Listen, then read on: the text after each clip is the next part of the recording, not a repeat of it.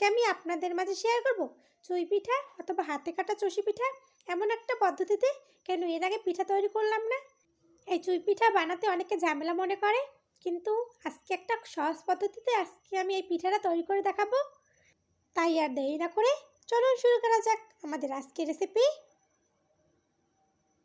এবার চুলে একটা প্যান বসিয়ে দিয়ে দেবো আমি 2 কাপ পানি। দিয়ে দেবো আমি পরিমাণ মতো লবণ।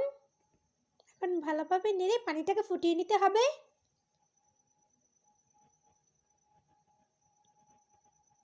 আমি ভালোভাবে পানিটা ফুটিয়ে নিয়েছি। এবার আমি চালের গুঁড়িগুলো দিয়ে দেবো। এখানে আমি 2 কাপ ভিজা চালের গুঁড়ি দিয়েছি। এখানে আমি পানির পরিমাণ আর চালের গুঁড়ির পরিমাণটা সমান রেখেছি। এখন ভালোভাবে নেড়ে চেড়ে একটা ডো তৈরি করে নিতে হবে।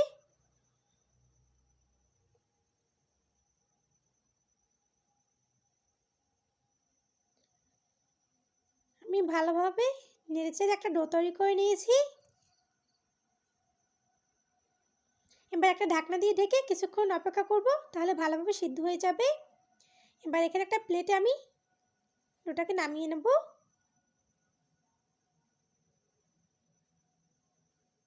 এটা নামিয়ে কিছুক্ষণ ঠান্ডা করে এখন ভালোভাবে মধ্যে একটা ডো তৈরি করে নিতে হবে।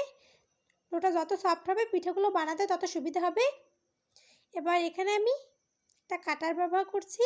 কাটারের সাহায্যে আমি দেখুন কেটে নিচ্ছি। আপনারা এখানে কেচিও ব্যবহার করতে পারেন, আমি কাটারের সাহায্যে কেটে নিচ্ছি।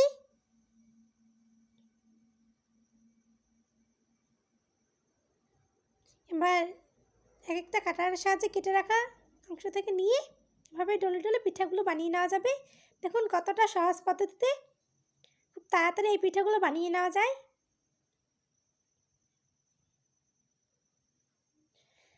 এইভাবে আপনারা বানিয়ে নিতে পারবেন। এখানে আমি কিছুটা ডো নিয়ে একটা ছুরির সাহায্যে কেটে ছোট ছোট ভাগ করে নেব।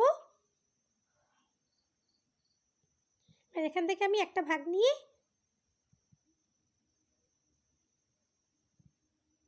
এবার এটাকে আমি লম্বা করে নেব। আমি চিকন লম্বা করে নিয়েছি। এবার এভাবে হাতে কেটে নেব।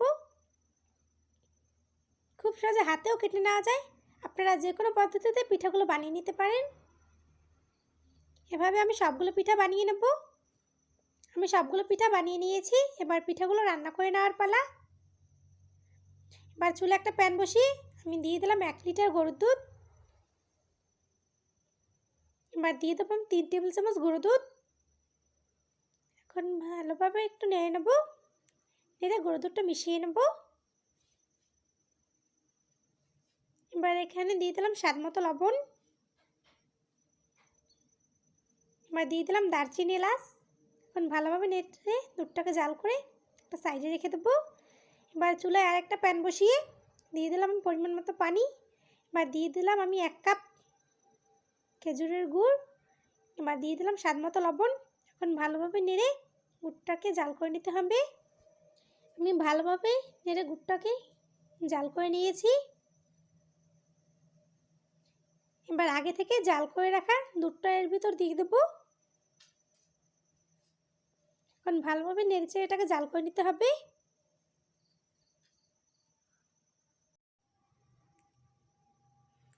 আমার ভালোভাবে জাল করে নেওয়া হয়ে গেছে। এবার এখানে আমি পিঠাগুলো দিয়ে দেবো। আমি পিঠাগুলো দিয়ে দিয়েছি। এবার ভালোভাবে নেড়ে চেড়ে কিছুক্ষণ রান্না করে নেব। আমি কিছুক্ষণ রান্না করে নিয়েছি। এবার আমি এর উপর দিয়ে দিলাম নারকেল কোড়া। এখন আরও কিছুক্ষণ রান্না করে নেব। আমার রান্না করে নেওয়া শেষ।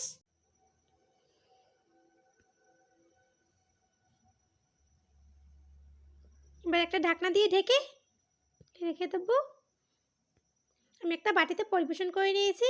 আমি উপরে একটু নারকেল কোড়া দিয়ে দিলাম।